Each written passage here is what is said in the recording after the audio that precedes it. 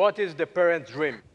If I ask you to choose two words describing the parent dream, I believe most of you would say healthy child. When we draw our cell phone showing pictures of a successful child, as a matter of fact, we speak about ourselves. Because who made him? He's the extension of our own ego. Our second child was born 1984. We gave him the name of my brother that was killed in the war and expected him to be better than us, more successful, more talented, a source of pride. At the age of 8 months, he was diagnosed, and Didi, my wife, and me were told by the psychologist, your son is having a combination of autism and retardation. Probably he will never speak. Probably he will mentally stay child forever. That was a shock. The sky fell on our head. The parent dream became broken parent dream. How we continue managing our life if our son has no future at all? This son, all his life, has never said one word. Never said Abba, Dad. Never said Ima, Mom. Never made eye contact. And he was the greatest professor of my life. He taught me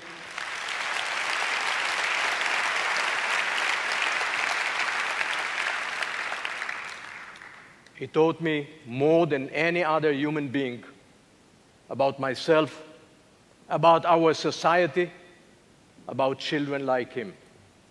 These children, unable to eat by themselves, unable to dress by themselves, even unable to say, please replace my diaper. These children are punished for 2 life sentences.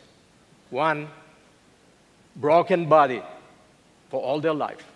And second, one day being taken and put in institute, which is a full life jail. When he was born, at that time, I was Special Force Unit Commander. 33 years old, Lieutenant Colonel, leading operations in Sudan to bring Jews who were in life danger from Ethiopia to the state of Israel, the only Jewish state in the world. Behind me were hundreds of battles all over the Middle East, in Lebanon, Syria, Jordan, Egypt, and more. Behind me was the very famous rescue operation in Entebbe, 1976, rescuing 105 Israeli hostages who were kept 1 week of their life hostage. I was the first on the ground.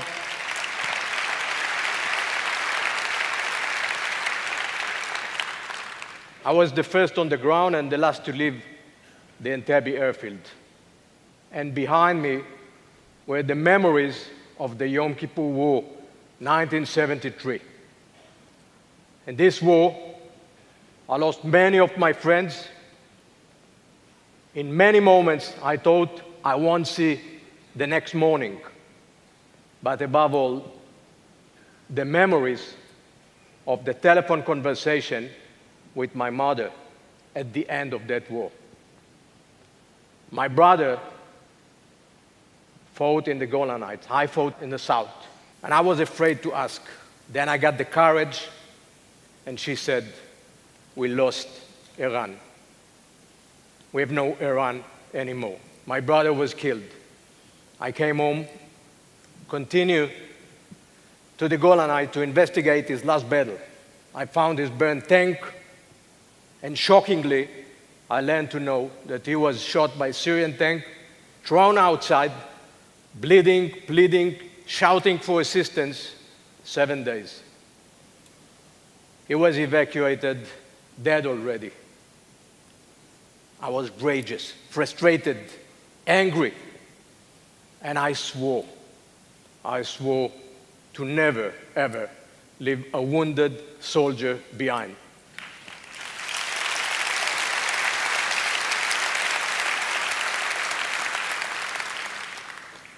"11 years later, Didi, my wife, and me, raising a child who is like the extension of my bleeding brother.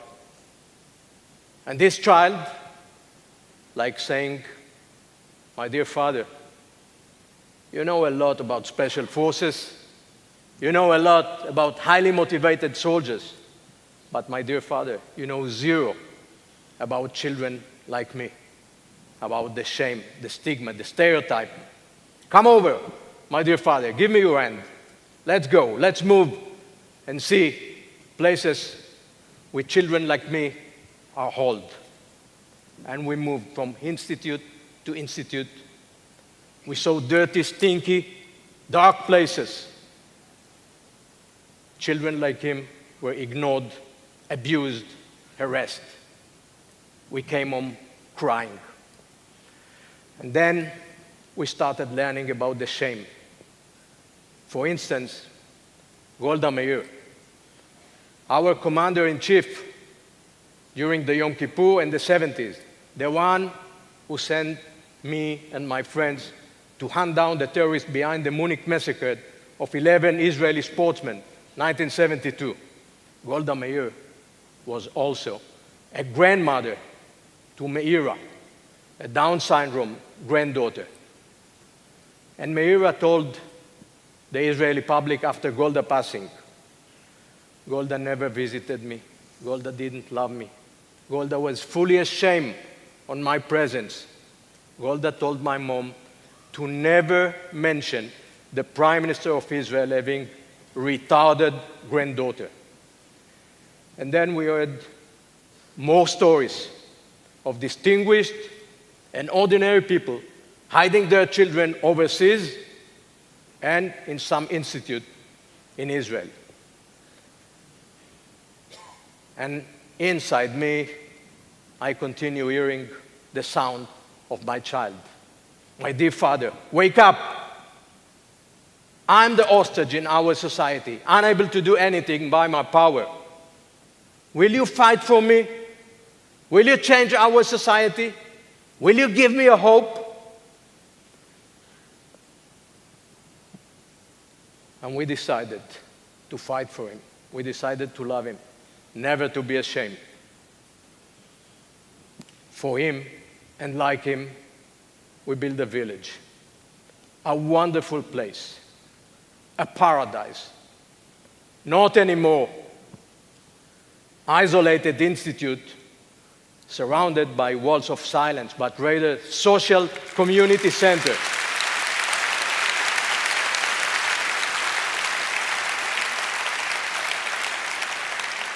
A paradise, utopian society, Christians, Muslims, and Jews working in full harmony to serve children like our loved son, to love them.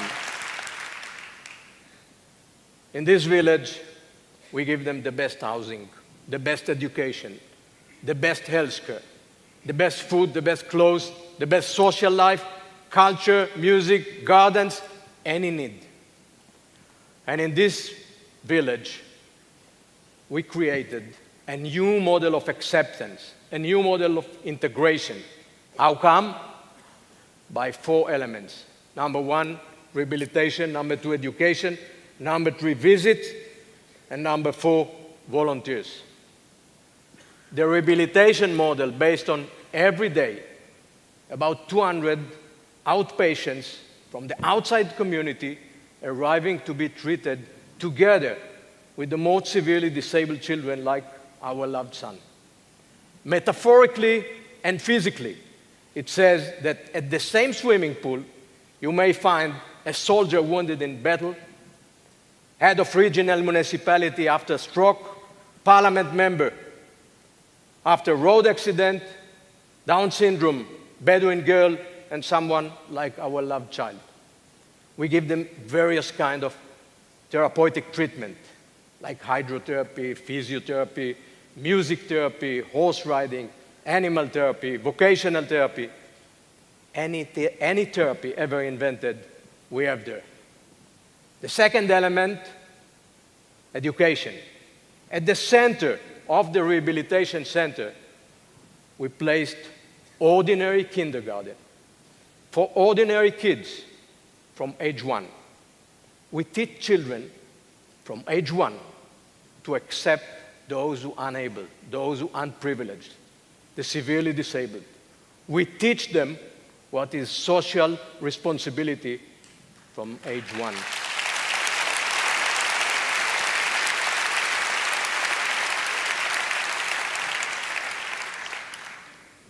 And the third element, visits. Every day, 100 people, about 100 people arriving to visit, to see the wonder. They are moved, they are excited. People from United States and Europe, tourists, high-tech workers, soldiers, veterans, parents, people arriving and saying, we got proportion. We'll assist you to change our society. We are your messengers. And number 4, volunteers. We have more than 400 volunteers. Some of them arriving from Germany. And this Christian, young Christian from Berlin, saying, we come for atonement on the murder of the 6 million Jews in Second World War. We come for atonement on Hitler's decision to kill the disabled when Second World War started. They are saying, no more discrimination, no more racism. Human being is human being. We all equal by our rights, not equal by our power. And they are very well integrated with about 100 Muslim workers, Bedouin from the south, with about 600 Jews to serve the severely disabled children. And they are saying, we are more given than giving. We'll assist you to change the world. We'll assist you by being your ambassadors. Tonight, exactly tonight, February 6th, we count 10 years for the passing of our loved child. He's not anymore with us.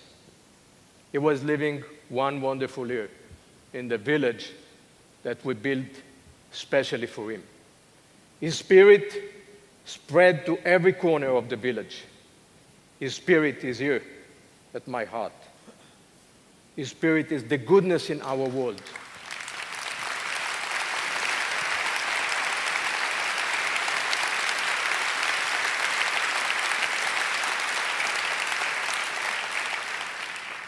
"14 years ago, I left the military as Major General for building this village, for being his mouthpiece, for changing our society, for continue fighting for him and like him until my last day.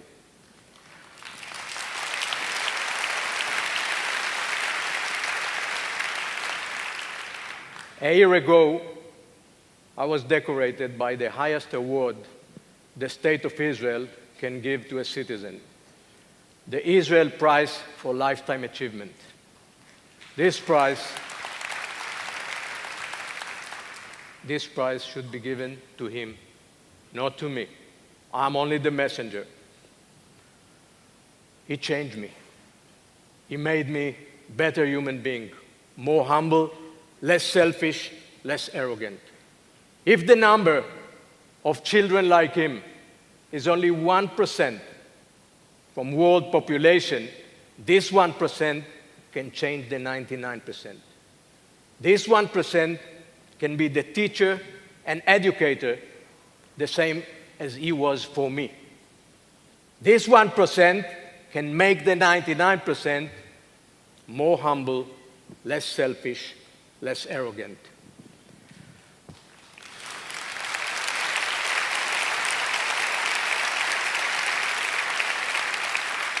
The social chain is always measured by its weakest link. The more we do to strengthen this link, the better and stronger society we are. In military, we decorate people and soldiers for bravery and courage. In our social life, it seems to me the highest decoration a person can be given by the disabled, by the 1% children like him, is the title human being. Thank you.